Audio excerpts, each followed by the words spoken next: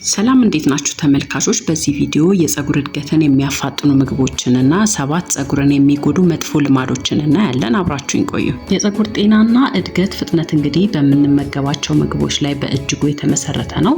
ፀጉር በዋናነት ኬራቲን በተባለ ፕሮቲን የተሰራ ስለሆነ ፕሮቲን፣ ቫይታሚኖች እንዲሁም የተለያዩ ንጥረ ነገሮችን የበለጸጉ ምግቦችን ብንመገብ እንግዲህ ለፈጣን የፀጉር እድገት ወሳኝ ነው ማለት ነው። ፀጉርን በፍጥነት ለማሳደግ የሚረዱ ዋና ዋና ምግቦችን እናያለን። አብራችሁን ቆዩ።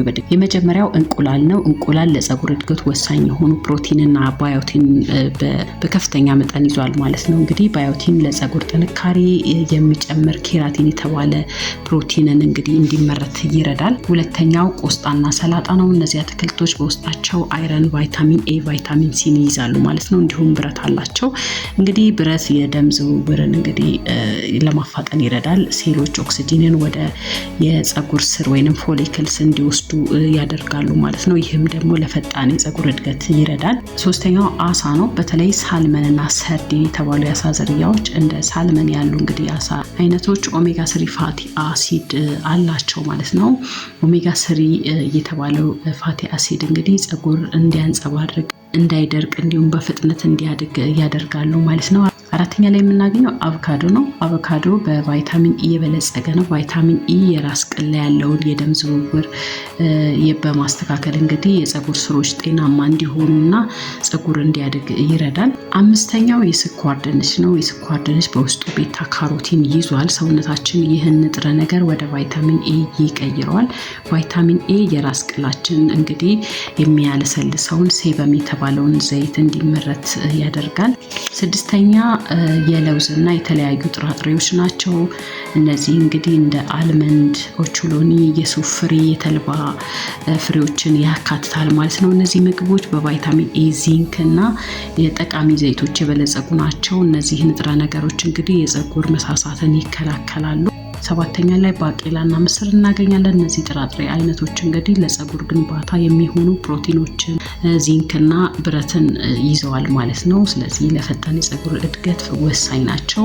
ስምንተኛ ፍራፍሬዎችን እናገኛለን። እነ ብርቱካን፣ እንጆሪ የመሳሰሉትን ማለት ነው። እነዚህ ፍራፍሬዎች በቫይታሚን ሲ የበለጸጉ ናቸው። ቫይታሚን ሲ ሰውነታችን ብረትን ወይንም አይረንን በቀላሉ እንዲመጥ ይረዳዋል ማለት ነው።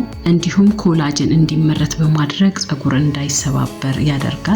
በተጨማሪ እንግዲህ ውሃ በበቂ ሁኔታ መጠጣት ይኖርባቸዋል። እነዚህ ምግቦች በቋሚነት በምግባችሁ ውስጥ በማካተት እንግዲህ ጤናማ የሆነ ፀጉር እንዲኖራችሁና በፍጥነት እንዲያድግ ያደርግላችኋል ማለት ነው። ቀጥለን ደግሞ እስቲ ለፀጉራችን መጥፎ የሆኑ ልማዶችን እናያለን። በድጋሚ አብራችሁን ቆዩ። የፀጉርን እድገት የሚያደናቅፉና ፀጉር እንዲሰባበር የሚያደርጉ 7 መጥፎ ልማዶችን እንግዲህ ነግራችኋለሁ ብያችኋለሁ። የመጀመሪያው ምንድነው?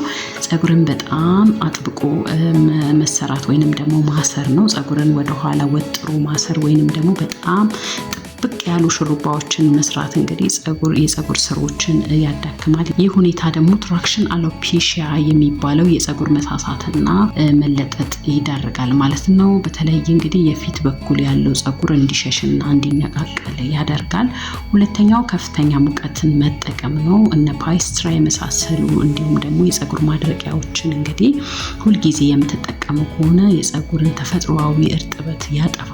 ይህ ደግሞ ፀጉር እንዲደርቅ፣ እንዲሰባበር እንዲሁም ደግሞ ጫፉ እንዲሰነጣጠቅ ያደርጋል ማለት ነው። ሶስተኛው ያልተመጣጠነ ምግብ ነው። ከላይ እንዳልኳችሁ እንግዲህ የፀጉር እድገት እንግዲህ በፕሮቲን፣ አይረን፣ ዚንክ፣ ቫይታሚኖች ያስፈልጉታል።